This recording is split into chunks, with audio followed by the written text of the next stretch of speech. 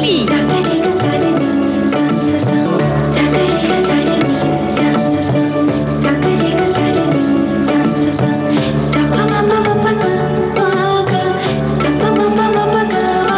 सखी सहेली।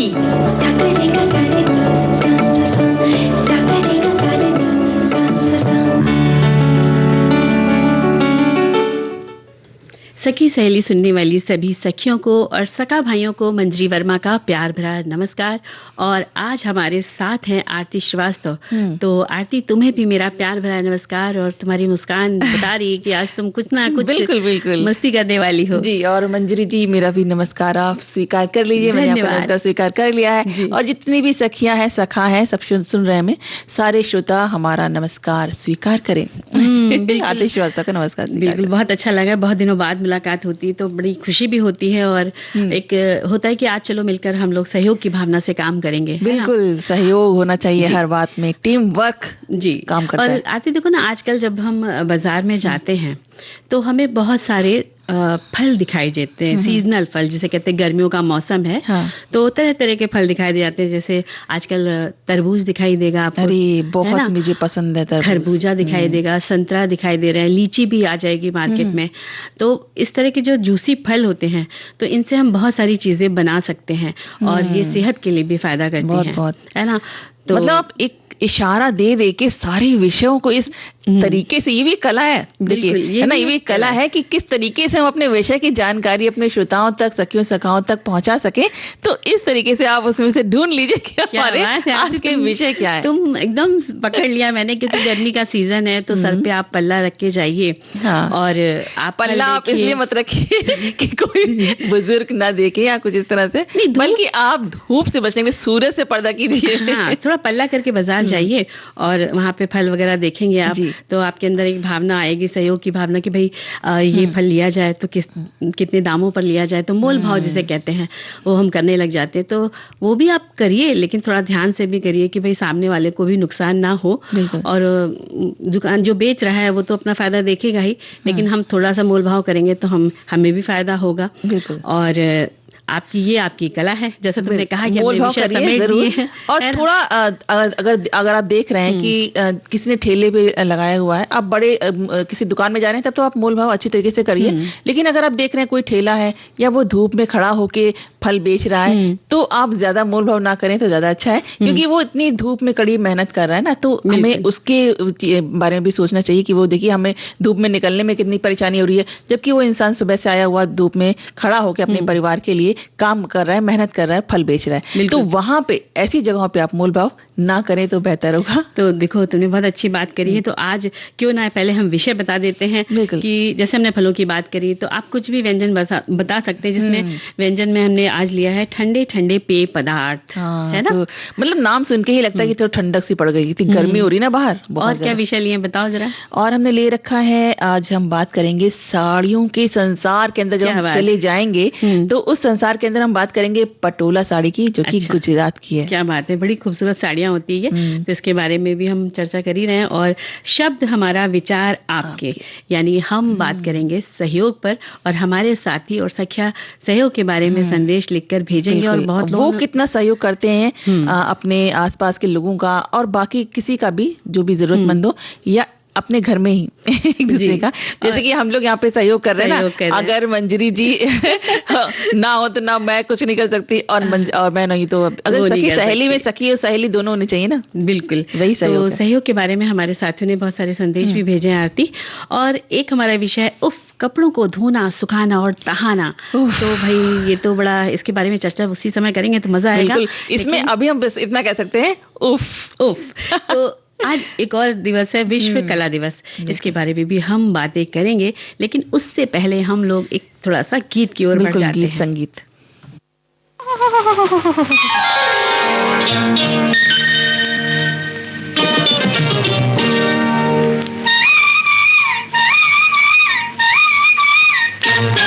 खींचे हमसे सावरे इतने क्यों हो, खींचे हमसे सावरे इतने क्यों हो, रोको पागल मन को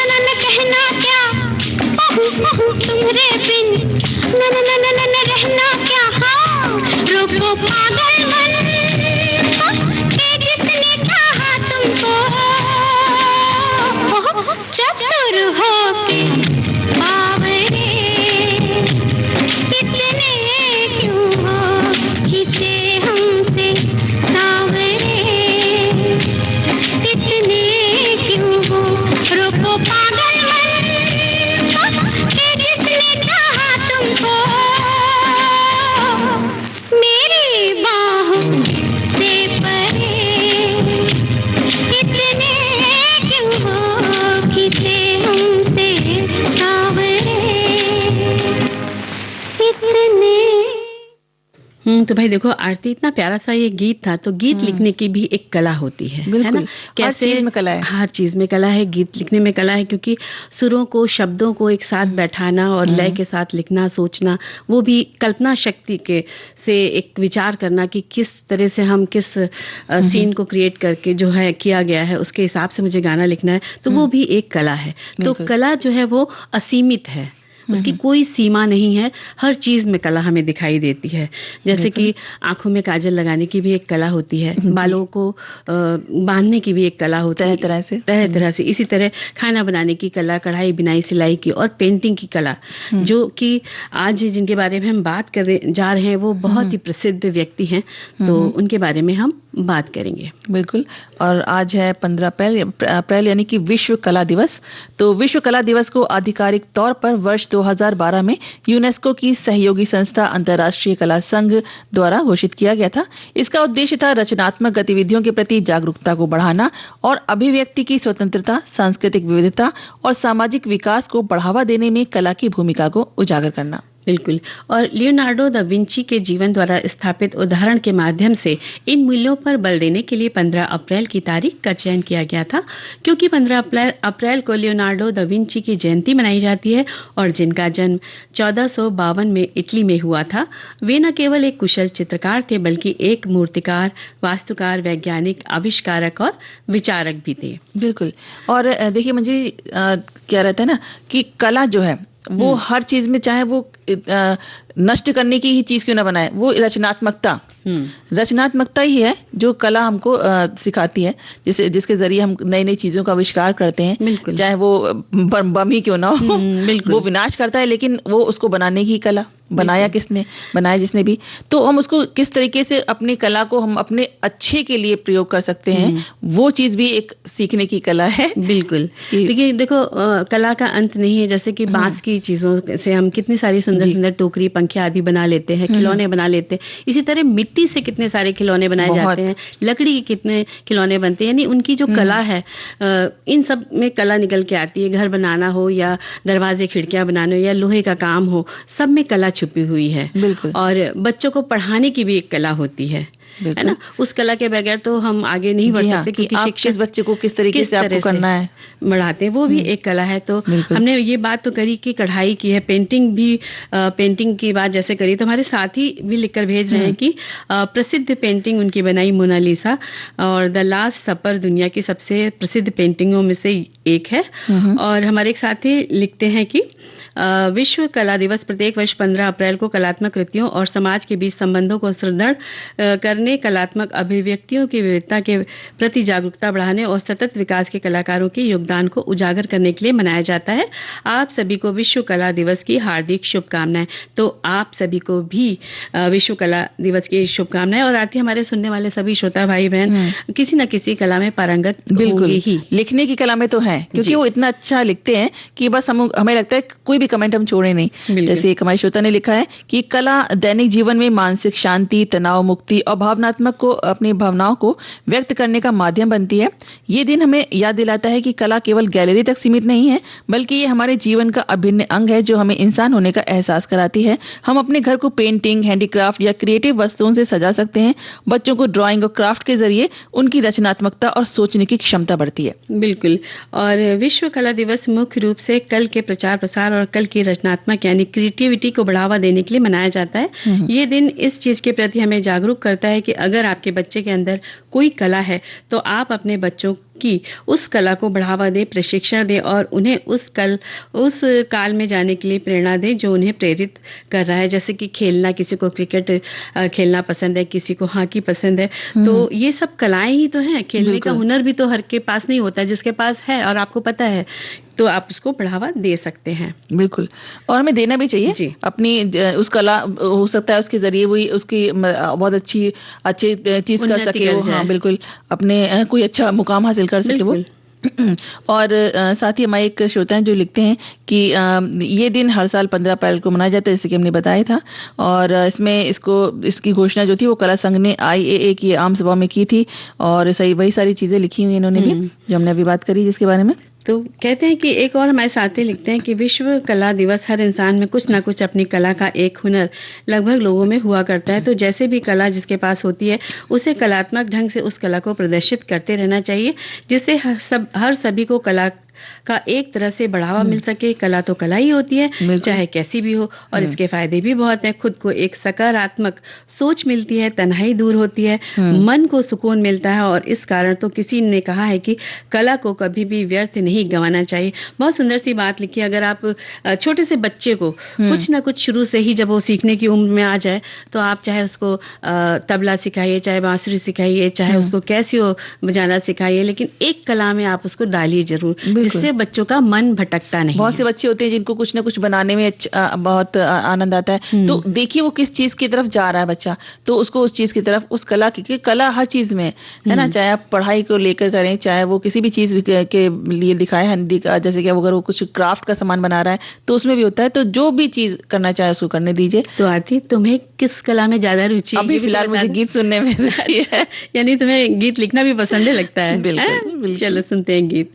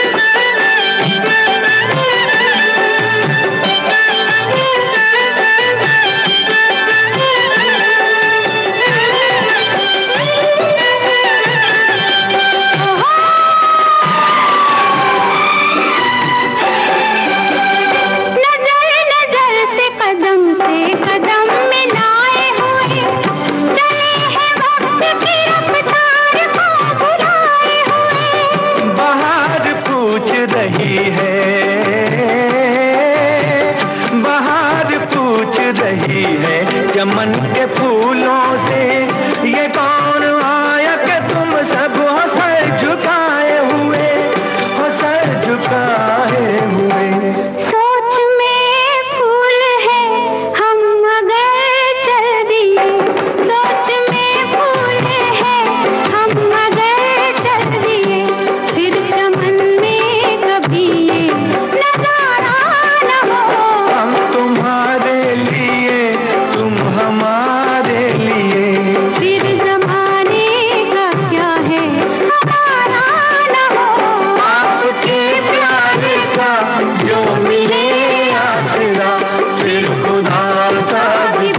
तक सहारा न हो, हम तुम्हारे लिए, तुम हमारे लिए। तो भाई देखो कितना प्यारा सा गीत था कि हम तुम्हारे लिए तुम हमारे लिए। वाकई में हम दोनों एक साथ हैं, सखी सहेली में तो कुछ ना कुछ बातें तो होंगी। देखो आज पटोला साड़ी का विषय तुम लेकर आई, बहुत सुंदर है। साड़ियों का संसार भी बहुत अनूठा होता है और सबके ऊपर साड़ी सुंदर दिखती भी है। बिल्कुल, साड़ी में एकदम ही रूप निखर जाता है। बिल्कुल बिल्कुल निखर जाता है। तो बताओ भी साड़ी के बारे में क्या क्या तुम बताने वाली हो आज? अच्छा, बहुत ही पुरानी और बहुत कीमती साड़ी है पटोला साड़ी, और जो गुजरात के सुरेंद्रनगर और साबरकांठा जिलों में बनती है। इसका इतिहास और महत्व दोनों ही जानकर इसे खरीदने और सहेजने की इच्छा बढ़ जाती है। पटोला साड़ी का निर्माण तकनीकी द्वि इक्कत यानी डबल इक्कत सिल्क बुनाई पर आधारित है और ये कला भारत में लगभग 12वीं-14वीं शताब्दी से प्रचलित रही है। इसे विशेष रूप से जैन और हिंदू परिवारों में शादी और धार्मिक मौकों पर पहना जाता था। बिल्कुल, और गुजरात के साबरकांठा और वधवण क्षेत्र के कारीगरों ने इसे मुख्य रूप से विकसित किया। पटोला बुनाई में कपड़े के दोनों छोर, लंबाई और चौड़ाई पर धागों को पहले रंगा जाता है और फिर जटिल पैटर्न बनाए जाते हैं। पटोला साड़ियां राजघरानों और अमीर परिवारों में सम्मान और वैभव का प्रतीक मानी जाती थीं। 18वीं और 19वीं शताब्दी में गुजरात और महाराष्ट्र के व्यापारी इसे इंडोनेशियाई व्यापार के माध्यम से दक्षिण पूर्व एशिया तक ले गए। पटोला साड़ियां आज भी संग्रहणीय और निवेश योग्य वस्त्र मानी जाती हैं। बिल्कुल, इनमें इनकी बनाने की जो प्रक्रिया है वो धागों पर पहले रंगाई और पैटर्न तय करना होता है, जैसे कि फूल, पत्ते, ज्यामितीय आकृतियां और फिर लाल, हरा, नीला और सोने जैसी रंगतें इसकी खूबसूरती में चार चांद लगा देते हैं। हाथ से बुनाई और समय लेने के कारण इनकी कीमत थोड़ी ज्यादा होती है, जो इसमें की गई मेहनत की वजह से होती है। एक पटोला साड़ी बनाने में लगभग 6 से 12 महीने लग सकते हैं। इसे पहनना केवल फैशन ही नहीं है, बल्कि सामाजिक और सांस्कृतिक प्रतीक भी माना जाता है। पटोला साड़ियों का महत्व इस बात से भी समझा जा सकता है आरती कि गुजरात की पटोला साड़ी यूनेस्को द्वारा इंटेंजिबल कल्चरल हेरिटेज में शामिल करने योग्य मानी गई हैं। जी, है ना? और बिल्कुल, क्योंकि पटोला साड़ियों की बुनाई एक बहुत ही जटिल और समय लेने वाली प्रक्रिया है। इसे बनाते समय सबसे पहले कागज पर साड़ी का पूरा पैटर्न बनाया जाता है।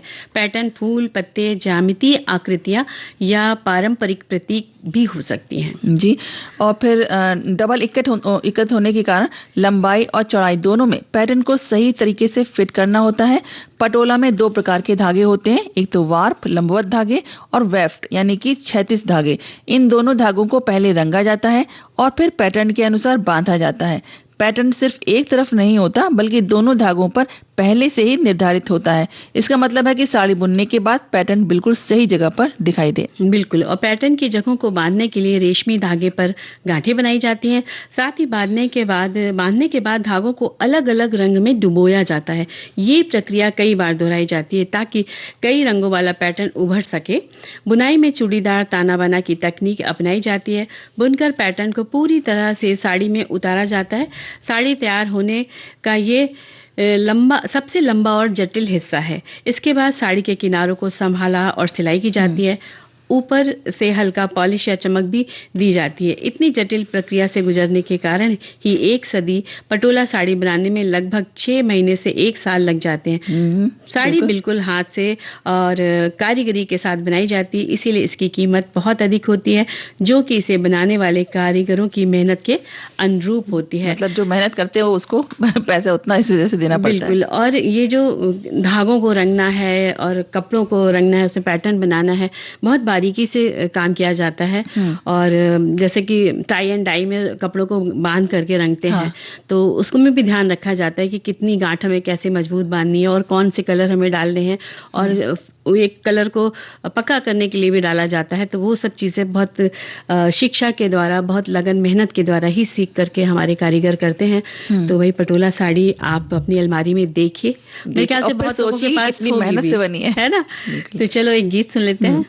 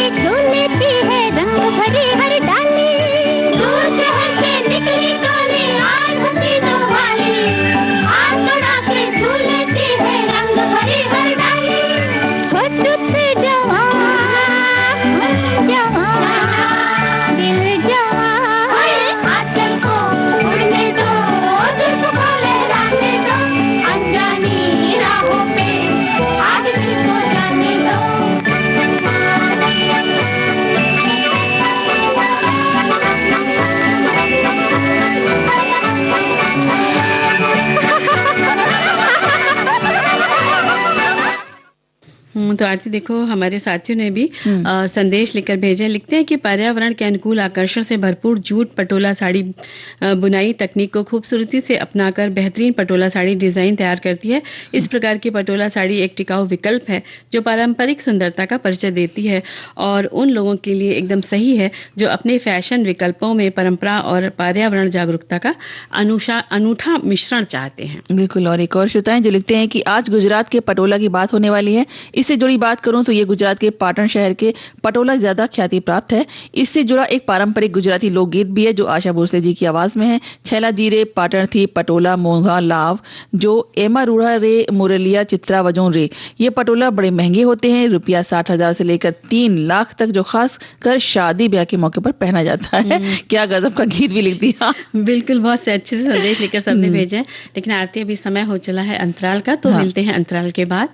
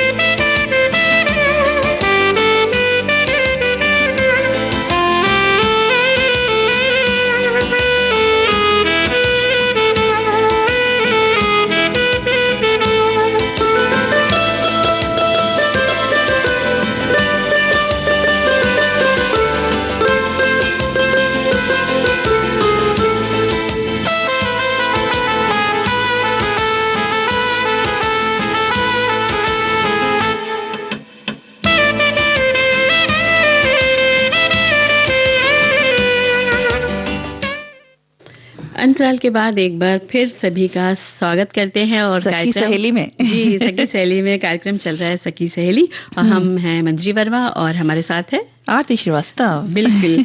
तो देखो सहयोग की जो भावना होती है वो हर इंसान में ही होती है। बिल्कुल। कुछ बिल्कुल दिल से सहयोग करते हैं और कुछ थोड़ा सा सहयोग करते हैं, थोड़ा सा कुछ लोग दिखावे के लिए भी सहयोग करते हैं।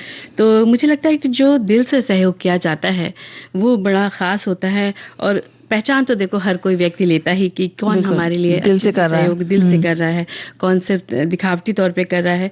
तो सहयोग जो है हर उम्र में, हर समय, हर वक्त, शायद सुख दुख की बात हो, है ना, तो हर समय अगर आप किसी का भी सहयोग करते, जरूरत पर उसका सहयोग करते तो बहुत बड़ी बात हो जाती है उसके लिए। वो इंसान तो हमें याद रखता है, ये हमें सुकून मिलता है, शांति मिलती है कि चलो हमने एक अच्छा काम किया आज। बिल्कुल, तो वो बहुत जरूरी है। बिल्कुल, जैसे कि काम हम लोग मिल बांट के करते हैं, घरों में भी देखो सहयोग होता है कि भाई अगर खाना बनना है तो किसी ने सब्जी काट दी, किसी ने आटा लगा दिया, किसी ने बना दिया, किसी ने परोस दिया। तो ये भी एक हम घर परिवार से ही सहयोग की भावना को लेकर आगे बढ़ते हैं और वहीं से हम सब कुछ सीखते भी हैं। तो सहयोग जो है, हमारे साथी लिखते हैं कि सहयोग मानव जीवन की नींव है। हमें हमेशा सहयोग की भावना को बढ़ावा देना चाहिए और दूसरों की मदद के लिए तत्पर रहना चाहिए। सहयोग से व्यक्ति में सहिष्णुता, समझदारी और धैर्य जैसे गुण विकसित होते हैं। ये हमें दूसरों की भावनाओं का सम्मान करना सिखाता है और सामाजिक बंधनों को मजबूत करता है। इसलिए जीवन के हर क्षेत्र में सहयोग की आवश्यकता होती है, चाहे वो परिवार हो, स्कूल हो या कार्यस्थल। बिल्कुल। एक और श्रोता जो लिखते हैं कि सहयोग का दूसरा शब्द जो है वो सहायता है, मदद, साथ, भागीदारी या समन्वय है और टीम वर्क है। जब हम किसी काम को पूरा करने में मदद करते हैं या मिलकर कोई लक्ष्य हासिल करते हैं तो उसे सहयोग कहा जाता है। घर परिवार समाज के सभी मिलजुल कर और सहयोग से ही चलते हैं। हमारी सखी सहेलियां द्वारा प्रोग्राम सखी सहेली भी सहेलियों और तकनीकी सहयोगियों के सहयोग से ही हम तक पहुंच रहा है। बहुत ही बढ़िया बात कही इन्होंने। बिल्कुल, कहीं भी जो भी, चाहे स्कूल हो, चाहे ऑफिस हो, चाहे कोई फैक्ट्री हो, उसमें सबका सहयोग ही होता है, तभी वो व्यक्ति वहां पे तरक्की कर पाता है और देश का नाम तभी रोशन होता है जब सहयोग की मिलके काम करते हैं, मिलके काम करने क्योंकि। और हमारी एक सखी लिखती है कि बहेलिया ने दाने डालकर जाल बिछा दिया, लालच में आकर अनेक पंछी उसमें फंस गए, लेकिन फिर भी एक ही समय एक साथ जाल को लेकर उड़ान भरने से वो शिकारी से दूर सुरक्षित स्थान पर जा पहुंचे। इसे कहते हैं सहयोग। दो या अधिक व्यक्ति, समूह या संस्था समान हेतु से प्रेरित लक्ष्य प्राप्त करने के लिए काम करते हैं। इस प्रयास में ज्ञान, संसाधन और कौशल्य को साझा किया जाता है। जिससे व्यक्तिगत काम की तुलना में बेहतरीन परिणाम मिल जाते हैं हैं, सामंजस्य आपसी सहकार की नींव पर ही समाज के विकास और उन्नति की इमारत खड़ी हो जाती है। पूरी सखी सहेली परिवार का सहयोग यूं ही चलता रहे, सभी को हर्षित करता रहे, यही शुभकामनाएं रखते हैं। बहुत अच्छी सी कहानी का भी हम लोगों ने सुनी भी है ये कहानी कि कैसे बहेलिए के जाल से बचने के लिए पक्षी लेके उड़ जाते हैं जाल। तो सहयोग हर जगह हर समय रहना चाहिए। बिल्कुल। और एक श्रोता है जो लिखते हैं कि बरसों पहले बचपन में हम देखते थे गांव में लोग सहयोग से हर काम करते थे, लेबर का कोई खर्च नहीं होता था, 2-4 घर मिलकर सभी काम कर लेते थे और खुश थे। आज वो नजारा लुप्त हो गया है, क्योंकि ना वो चीज अब नहीं देखने को मिलती है ना, क्योंकि हम आजकल ना अपने अपने उसमें घरों में कैद हो गए हैं। और गाँव में हाँ फिर भी अभी आज दिखती है। देखो उस समय क्या होता था, सब लोग एक साथ परिवार में रहते थे, बहुत सारे लोग रहते थे, तो शादी ब्याह हो, कोई उत्सव, कोई मांगलिक कार्य हो या सुख दुख का कोई भी काम हो, तो सब लोग इकट्ठे हो जाते थे, पूरा मोहल्ला भी इकट्ठा हो जाता था और काम पता नहीं चलता था कैसे हो गया, कुछ पता नहीं चलता। और आजकल तो जैसे कि शादी ब्याह की बात करें तो सब चीज होटल में बुक हो जाती है, लेकिन जो मेन जिसके यहाँ शादी होती है, प्रमुख होता है, वो एक पैर से भागता रहता है पूरा इंतजाम देखने के चक्कर में। तो अगर आप वहां पर भी इतने इंतजाम होने के बाद भी आप अगर वहां पर भी उसके साथ खड़े हो जाएं कि मुझे भी कुछ बताइए, मैं भी आपके साथ कुछ काम हाथ बटा लेता हूँ, चाहे किसको किस रूम में पहुंचाना है वो वाली लिस्ट दे दीजिए, तो इस तरीके से सहयोग की भावना यहाँ पर भी बहुत जरूरी होती है। और इसकी वजह ये एक बहुत अच्छी चीज भी थी, क्योंकि ना इससे किसी को टेंशन नहीं होती थी, कोई तनाव की परेशानी नहीं, कुछ नहीं, सब मिलजुल कर खुश रहते थे। बिल्कुल, बहुत अच्छा लगता था। और हमारे साथी लिखते हैं, सहयोग का अर्थ है एक दूसरे का साथ देना, बिना किसी स्वार्थ के मदद करना और मुश्किल समय में किसी के काम आना। इंसान अकेले बहुत कुछ कर सकता है, लेकिन मिलकर वो असंभव को भी संभव बना देता है। जब परिवार में सहयोग होता है तो घर में शांति खुशहाली बनी रहती है। समाज में सहयोग हो तो हर समस्या का हल आसान हो जाता है। यही कारण है कि एकता में शक्ति है। जैसी कहावतें सहयोग की अहमियत को दर्शाती हैं। सहयोग हमें सिखाता है कि हम केवल अपने ही लिए नहीं बल्कि दूसरों के लिए भी सोचे। ये भावना रिश्तों को मजबूत बनाती है और इंसान को सच्चा इंसान बनाती है। जहां सहयोग होता है वहां सफलता अपने आप रास्ता ढूंढ लेती है। बिल्कुल। और एक और श्रोता जो लिखते हैं, सहयोग व्यक्तियों और समूहों के बीच संबंधों को मजबूत करता है। जब लोग एक साझा लक्ष्य की ओर मिलकर काम करते हैं तो विश्वास और आपसी सम्मान का निर्माण होता है, जिससे मजबूत रिश्ते बनते हैं। समुदाय की ये भावना व्यक्तिगत संतुष्टि और समाज के समग्र कल्याण के लिए बहुत महत्वपूर्ण है। तो आरती एक गीत सुन लेते हैं, फिर आगे बढ़ते हैं। बिल्कुल।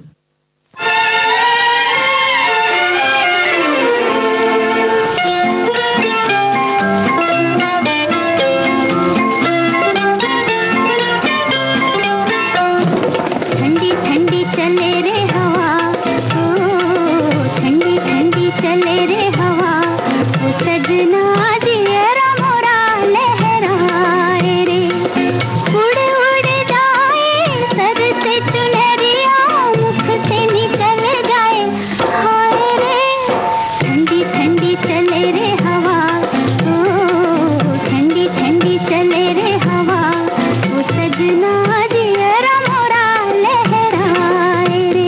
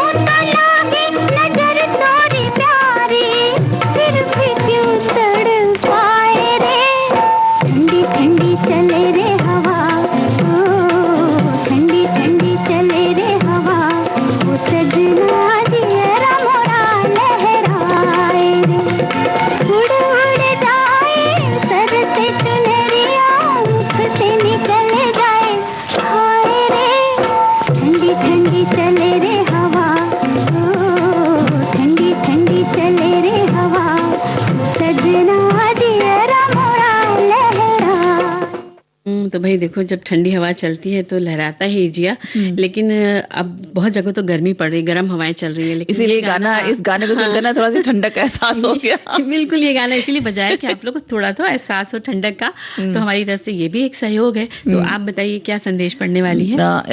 एक श्रोता ने लिखकर भेजा है कि सहयोग का सीधा साधा मतलब है मैं से हम की तरफ बढ़ना। ये मानना कि सहयोग लेने या देने से कोई भी कार्य को कम समय में और बिना थकान के पूरा किया जा सकता है। जो कार्य हफ्तों में पूरा होता था वो 1 या 2 दिन में ही पूरा हो सकता है। सहयोग से तनाव तो कम होता ही है, बल्कि सहयोग देने वाले की सोच और उसके नजरिए से उसके कार्य में अगर कोई कमी रहती है तो उसका भी पता चल जाता है, जिसे दूर करके उस कार्य के परिणाम को और भी अच्छा बनाया जा सकता है। जब लोग एक दूसरे के सहयोग के लिए खड़े होते हैं तो धर्म, जाति, समाज से परे हटकर एक दूसरे के और भी करीब आ जाते हैं, जिससे सामाजिक सौहार्द और आपसी रिश्ते मजबूत होते हैं। इसलिए सहयोग करने में जरा भी झिझकना नहीं चाहिए। बिल्कुल। और एक हमारे साथी लिखते हैं, सहयोग के बारे में अगर विचार करना है तो हमें गूगल का सहयोग लेना पड़ता है। सहयोग जिसमें 2 शब्दों का सहयोग है, इसे हम सहकार भी कह सकते हैं। जो 2 से अधिक व्यक्ति मिलकर काम करते हैं उसे सहकारी कार्य कहा जाता है। खासकर छोटे छोटे गाँव में सहकारी मंडलियां भी होती है जो जरूरतमंद लोगों को ज्ञान, कौशल और संसाधन प्रदान करने का कार्य करती हैं। साथ में समाज उपयोगी योजनाओं के बारे में भी जानकारी देती हैं। और इसी तरह हमारे एक साथी और लिखते हैं कि मनुष्य एक सामाजिक प्राणी है और हम जिस समाज में रहते हैं वहाँ सहयोग का महत्व है। बिना सहयोग के हम सरवाइव नहीं कर सकते, चाहे वो किसी भी तरह का कार्य हो, चाहे घर हो या बाहर। हमें दूसरों के साथ सहयोग करना ही चाहिए, क्योंकि जब किसी का साथ नहीं देंगे तो जब हमें जरूरत होगी तो हमारा साथ भी कोई नहीं देगा। मानवीय आवश्यकताओं की पूर्ति सहयोग के बिना संभव नहीं है। बहुत अच्छी सी बात लिखकर भेजी। और आरती, तुम एक कोई और संदेश भी पढ़ने वाली थी। तो वो एक श्रोता है जो लिखते हैं कि सहयोग वो प्रक्रिया है जिसमें लोग किसी काम को पूरा करने या साझा लक्ष्य को प्राप्त करने के लिए मिलकर काम करते हैं। ये एक ऐसी रणनीति है जिसे किसी भी कार्यस्थल और किसी भी क्षेत्र में लागू किया जा सकता है, जो नवाचार को बढ़ावा देने वाले वातावरण में समान भागीदारी और दक्षता को प्रोत्साहित करती है। सहयोग में बेहतर परिणाम प्राप्त करने और समस्याओं को हल करने के विचारों, ज्ञान और संसाधनों को साझा करना शामिल है। बिल्कुल। तो सहयोग की बहुत अच्छे से सभी ने संदेश भेजे हैं। लेकिन हमारा एक सहयोग और बनता है कि इस गर्मी में जो मौसम है उसमें कुछ ऐसा पिया जाए ठंडा ठंडा सा जो बहुत ही सुकून दे।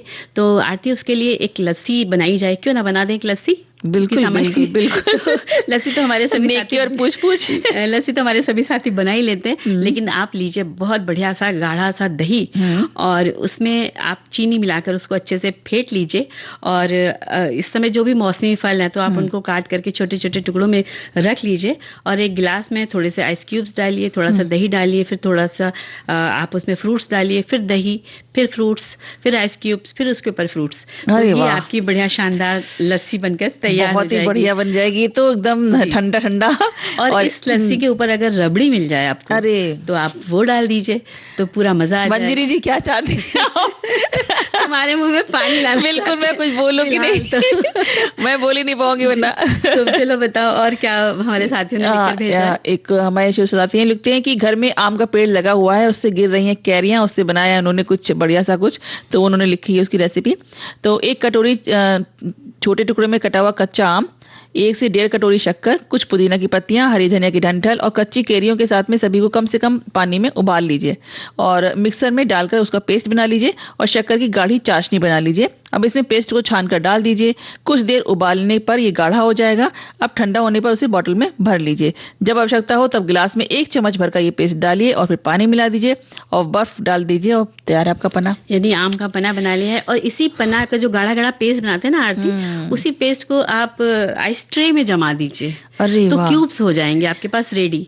तो उस चम्मच से नहीं निकालना, आपको क्यूब्स डालने हैं, वो देखने में भी सुंदर लगेंगे ना। जब कोई आपके पास आए तो 1 क्यूब डाला, थोड़ा सा पानी डाला और बस आपने फर्स्ट क्लास शरबत तैयार कर दिया। और इस मौसम में बेल का शरबत भी बहुत फायदा करता है। तो पके बेल का गूदा आप निकाल लीजिए, छान लीजिए, बीजे हटा दीजिए, फिर उसको भी अच्छे से मैश करिए। मथानी होती है तो मथानी से मथ लीजिए, फिर उसमें आप शुगर डालिए और चीनी डालिए और बर्फ के टुकड़े डालिए और इसको भी छान करके आप अच्छे से पीजिए।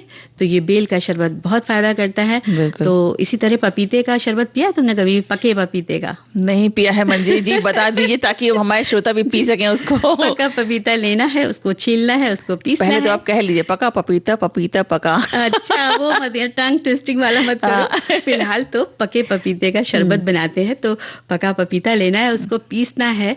उसमें थोड़ी चीनी भी डाल देनी पीसते समय, और उसमें थोड़ा सा दूध डालना है, उसमें आइस क्यूब्स डालने हैं। बस आपका पका पपीते का शरबत तैयार। एक बार पी कर देखना आरती, बहुत मजा आ जाएगा। बिल्कुल बिल्कुल। फिलहाल तो हम लोग एक गीत सुन लेते हैं, फिर आगे बढ़ते हैं।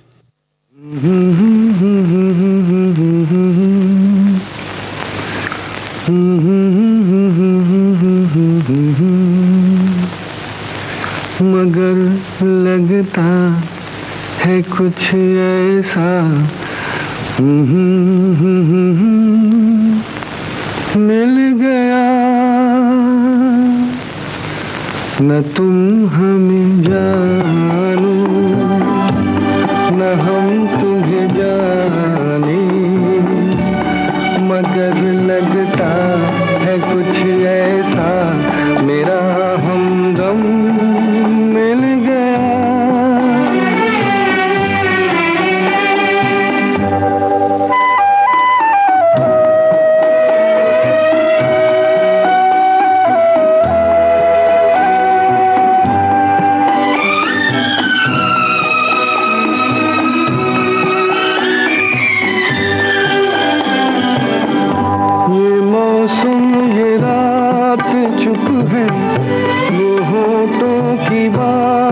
चुप है, खामोशी सुनाने लगी है दास्तां। ये मौसम ये रात चुप है, वो होठों की बात चुप है, खामोशी सुनाने लगी है दास्तां। नजर बन गई है दिल की ज़बान, न तुम हमें जानो न हम तुम्हें जाने, मगर लगता है कुछ ऐसा मेरा हमदम मिल गया।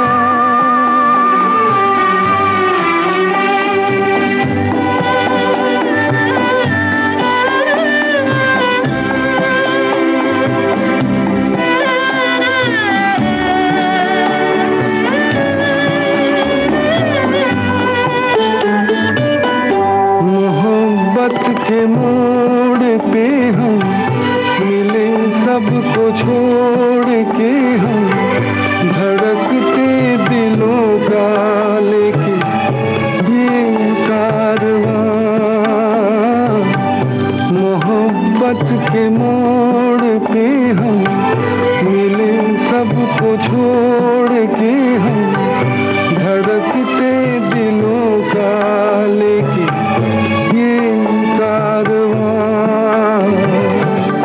चली आज दोनों जाने कहाँ, न तुम हमें जानो न हम तुम्हें जाने, मगर लगता है कुछ ऐसा मेरा हमदम मिल गया। आरती, न तुम हमें जानो न हम तुम्हें जाने। क्यों नहीं जाने? अच्छा, ताकि मैं आपके घर ना आ जाऊं, आपको पके पपीते का शरबत ना पिलाना पड़ जाए कहीं। नहीं, इसलिए आजकल तुमको मेरे कपड़े तहाने पड़ेंगे ना, इसलिए। अच्छा, ये मैं थोड़ी बहुत मदद करूंगी, लेकिन केवल तहाने में सुखाना धोना आप करिए। देखो, कब जब ऐसी बात आती है तो लगता है उफ, कपड़ों को धोना सुखाना बड़ी मुसीबत का काम होता है। सच कहे तो उफ, जितने कपड़े ना अलमारी खोलो तो अरे कितनी सुंदर कपड़ा, ये वाला ये पहन लेते, पहनने तक अच्छा लगता है, फिर जब धोने की बारी आती है तो क्यों हमने इसको निकाला। सही बात है। तो क्या कहती है इस बारे में? इस बारे में तो हम ये कहेंगे कि मतलब उफ ही सबसे बढ़िया शब्द लगता है हमें। अगर हम कपड़े धोने सुखाने की बात करें तो जब भी ये कपड़ों को धोने सुखाने और तहाने की बात आती है तो पहनते समय तो फटाफट निकाले और पहन लिए, लेकिन जब बारी आती धोने की तो लगता है चलो रख देते हैं, ऐसे ही 1-2 बार और पहन लेंगे फिर धो देंगे। अक्सर ऐसा होता है कि ये साड़ी वगैरह होती है, पहन के आए चलो रख दें इसे तहा के ऐसे ही। 5.5 मीटर की साड़ी तहाना कोई आसान बात है। लेकिन इसे कब तक टाल सकते हैं? टालते हुए जब एक पहाड़ इकट्ठा हो जाता है तो मरता क्या न करता वाला हाल हो जाता है। सही बात है। और पहले के घरों में दादी नानी चाची या बहुएं अकेले ही सब के कपड़े साफ किया करती थी आरती, और घर के सारे काम के बाद उनका धुलाई का जो होता था ना सबसे बड़ा काम होता था। हाँ। उस समय रीठे से या पीली मोटी, याद होगा तुम्हें, साबुन की बट्टी आती थी, हाँ। उससे रगड़ रगड़ कर कपड़े धोए जाते थे और फिर उनको फैलाना, उठाना, तहाना, यानी कहीं कहीं पर इसको घड़ी करना भी बोला जाता है, और बाद में उनको प्रेस करना। अच्छा खासा एक शारीरिक व्यायाम हो जाता था। और आरती उस समय जब वो बैट होता था ना एक लकड़ी का, उससे धोना, बाप रे वो बैट तो मुझे इतना अच्छा लगता है ना। हाँ। कि अगर आप कभी गुस्से में भी हो ना तो उस बैट से कपड़े को मार मार के सारा गुस्सा आप निकाल दीजिए। किसी का गुस्सा और कपड़ों पे उतार दिया है ना। तो वैसे देखो कहने की बात ये है कि उस समय जो सब लोग घर में सखियां या हमारे भाई लोग भी कपड़े धोते थे अपने हाथ से। बिल्कुल ऐसा नहीं है कि वो नहीं धोते थे, नहीं कहेंगे रूठ जाएंगे कि भाई हाँ नहीं हम ये क्या हो रहा है भाई, ऐसा नहीं है, हम भी धोते हैं कपड़े। मेरा कहने का मुद्दा घर की महिलाएं जो होती थी वो सबके कपड़े धोती थी और उसकी काफी मेहनत भी करती थी। और जो आजकल की जो इतनी सुविधाएं हो गई उनके बारे में तुम क्या कहोगी? अरे आजकल का तो हाल पूछिए मत। वॉशिंग मशीन है, उसके आ जाने से हाथ से धुलाई का काम कम हो गया है, लेकिन आलस का काम ज्यादा हो गया है। तो अब मशीन लगानी है ये भी एक बड़ा मिशन हो जाता है। हफ्ते में एक बार लगेगी, ये भी आदेश कानों में गूंजने लगता है कि भाई एक ही बार चलेगी, बार बार नहीं चलाना, हर रोज नहीं चलाना है। जब वॉशिंग मशीन से धोना हो तब भी कपड़े साफ धुले हैं या नहीं, कम से कम 2 बार तो पानी बदलना ही पड़ेगा।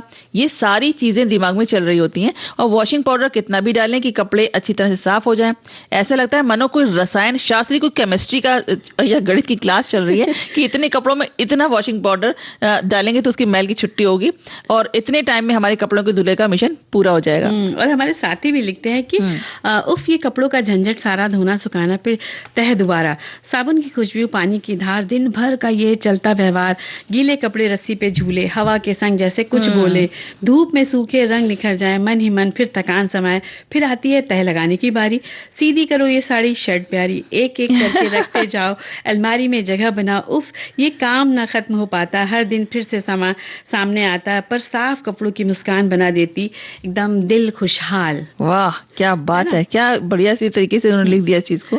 और एक श्रोता है जो लिखते हैं कि कपड़ों को धोना, सुखाना और फिर तह लगाकर रखना ये रोज का काम है। इन कामों के साथ साथ छोटे छोटे अनेक काम और जुड़ जाते हैं, जैसे कि किसी का बटन टूट गया तो उसे भी लगाना, फिर प्रेस करना, फिर ड्राई क्लीन वाले कपड़े हो तो उन्हें अलग करना, रंग निकालने वाले कपड़ों को अलग से धोना और सुखाना, और नहीं तो कपड़ों का एक कपड़े का रंग दूसरे पे चढ़ जाता है कि जो कपड़े का जिस कपड़े कलर के हमने कपड़े खरीदे थे वो बल्कि दूसरे कलर के कपड़ों में रंग चुके हैं। तो सफेद कपड़ों का विशेष ध्यान रखना पड़ता है, उनको ध्यान से धोना पड़ता है, ये पूरा प्रोजेक्ट की तरह होता है। बिल्कुल। और एक लिखते हैं कि मैं कपड़ों को धोने, सूखने और इन्हें इस्त्री करने का कुछ ऐसे तरीके बता रही हूँ जो शायद हम सबको पता है पर हम ध्यान नहीं देते। सफेद कपड़ों को अलग धोएं, कपड़े को ज्यादा गर्म पानी में मत धोएं। एक कपड़े सूख जाते हैं उसे, लेकिन कुछ कपड़े होते हैं जिन्हें गर्म पानी में ही धोना चाहिए, तो उन्हें गर्म पानी में कपड़े को सुखाते समय ध्यान रखें कि अच्छी तरह से सुखाएं। रात में कपड़ों को कहते हैं सूखने के लिए नहीं छोड़ना चाहिए, तो कभी भी कपड़ों को रात में सूखने के लिए ना छोड़ें। और साथ ही साथ जब भी कर लें तो आयरन ज्यादा गर्म ना करें, जब भी आयरन करने चले हल्की गर्म रखें, इससे कपड़े जल्दी खराब भी नहीं होंगे और मुलायम कपड़े बने रहेंगे। और कपड़ों को अच्छे डिजाइन से धोगे तो कपड़े ज्यादा समय तक मुलायम बने रहेंगे। बिल्कुल। तो आरती एक गीत सुन लेते फिर आगे बढ़े।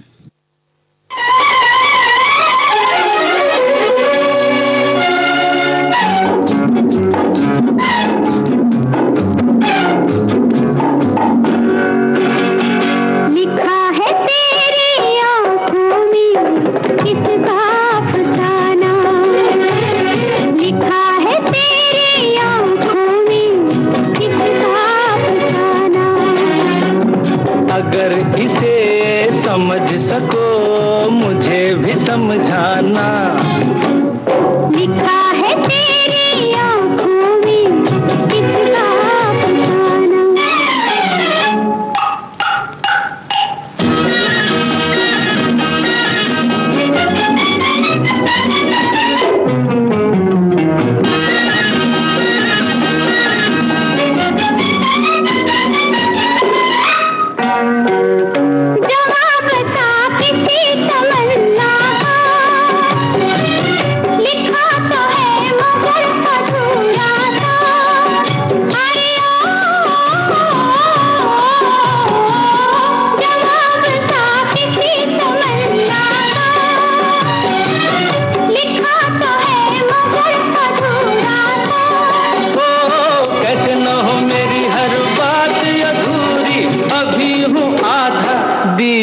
रोजाना। लिखा है तेरी आँखों में किसका अफसाना। अगर इसे समझ सको मुझे भी समझाना। लिखा है तेरी आँखों में किसका अफसाना।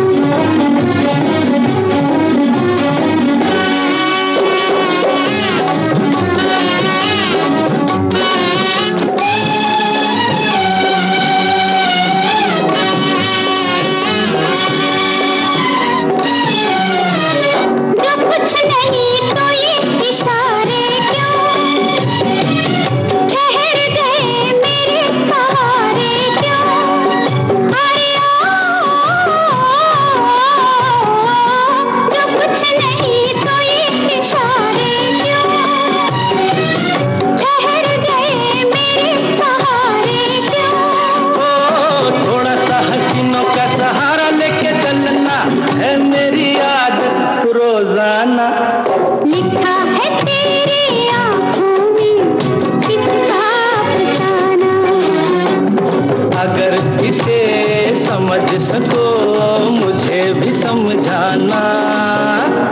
लिखा है तेरी आँखों में किसका अफसाना।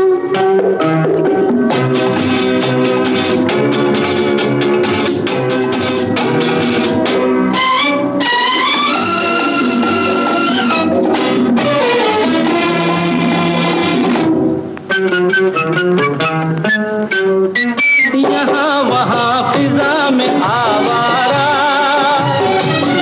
अभी तलक ये दिल है बेचारा।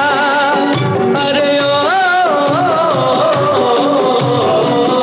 यहाँ वहाँ फिजा में आवारा, अभी तलक ये दिल है बेचारा। दिल को तेरे तो हम खाकर समझे, तुझे तो हमने पहचाना। लिखा है तेरी आँखों में किसका अफसाना। अगर इसे तो आरती देखो, बातें करते करते समय का पता ही नहीं चला, तुम कुछ और देख रही हो। हाँ, एक श्रोता ने जो कमेंट लिखा है वो ले लेते हैं। उन्होंने लिखा है कि उफ, कपड़ों को धोना, सुखाना और तहाना, ये दर्द दबा जाके उभरता है जब सफाई सेविका छुट्टी पर हो, जो या तो फिर मशीन आपकी जो है वो खराब हो जाए। मेरे लिए तो सही में बहुत मुश्किल हो जाता है कपड़े मशीन में धुल जाने के बाद सुखाना और सुखाने के बाद तह करके अलमारी तक पहुंचाना।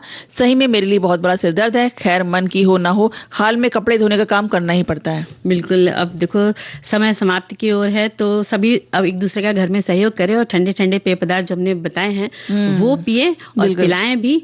और सखी सहेली कार्यक्रम से लेते हैं विदा, तो सभी को मंजरी वर्मा और और आतिश श्रीवास्तव का नमस्कार।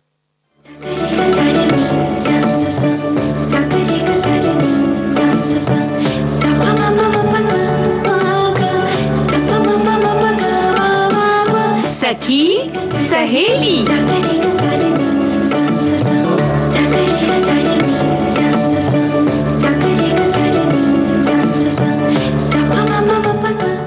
सखी सहेली कार्यक्रम के प्रस्तुतकर्ता अनुश्री पाठक। सखी सहेली।